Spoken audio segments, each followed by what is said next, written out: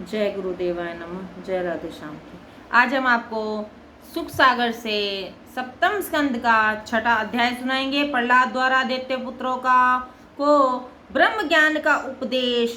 प्रहलाद ने कहा, हे भाइयों, बुद्धिमान को चाहिए कि वह बाल्यकाल से ही भगवान की भक्ति करे। मनुष्य हो या राक्षस, ईश्वर ही सबका नियंता है। कुछ सुख की इच्छा ही दुख है, और सुख हो या दुख, ये दोनों आते जाते रहते हैं।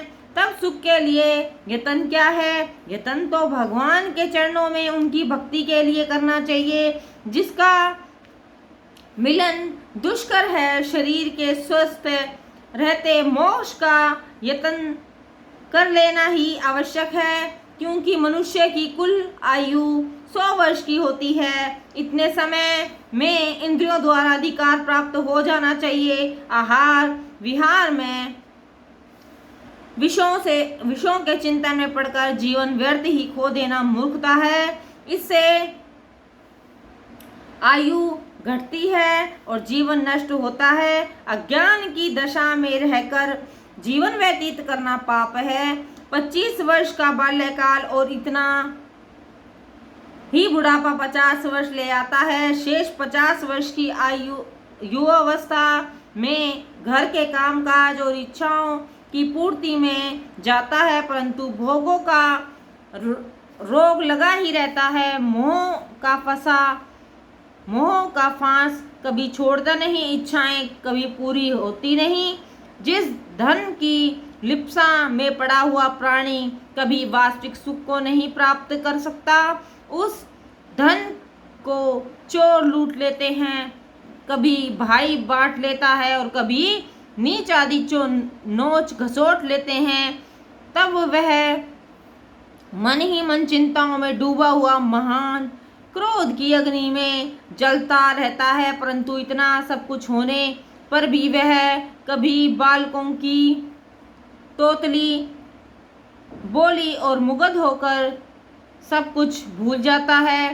कभी स्त्री के प्रेम में अनुरक्त होकर काम क्रोध की अग्नि में जलता है, कभी जीविकाओं के चक्कर में पड़ता, कभी जिया आदि को तृप्त करने में लगा हुआ विषय भोगों से लुब्ध होकर तृप्त नहीं होता। मोह का अमित पाश हर समय बांधे रहता है। जैसे रेशम का कीड़ा रेशम को बनाकर स्वयं उसमें फंस जाता है, वैसे ही यह जीव अपने आप ही बंधन में फंस रहा है। मुक्ति तो उसे तब प्राप्त हो जब वह विषयों से वैराग्य करे।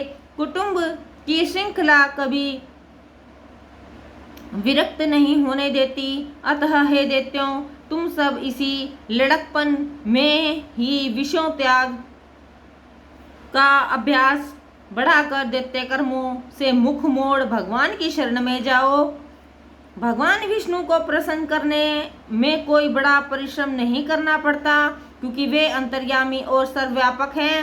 हे मेरे सहपाठी बालकों, तुम लोग असुरता त्याग, सब प्राणियों पर दया करो और सबका हित चाहो। इससे भगवान विष्णु प्रसन्न होते हैं। दया और परोपकार से बढ़कर कोई अन्य शुभ कर्म नहीं है। साथ ही हम जो भी सतः कर्म करें उन्हें भगवान पर अर्पण कर देवें, तो इससे भी बढ़कर और कोई कर्म नहीं है।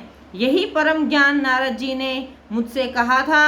हे राजन युधिष्ठिर, जब प्रहलाद जी ने नारद जी का नाम लिया, तब दैत्यों के बालकों ने कहा, हे प्रहलाद, अब तक तो हम शुक्राचार्य को गुरु समझते थे, ये नारद जी व्यर्थ ही में कहाँ से आ गए?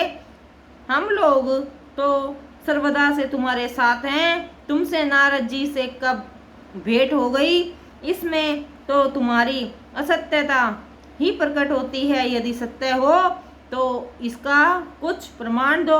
प्रहलाद ने कहा, अवश्य मैं प्रमाण देता हूँ, सुनो। जय गुरुदेवाय नमः। जय राधे श्याम।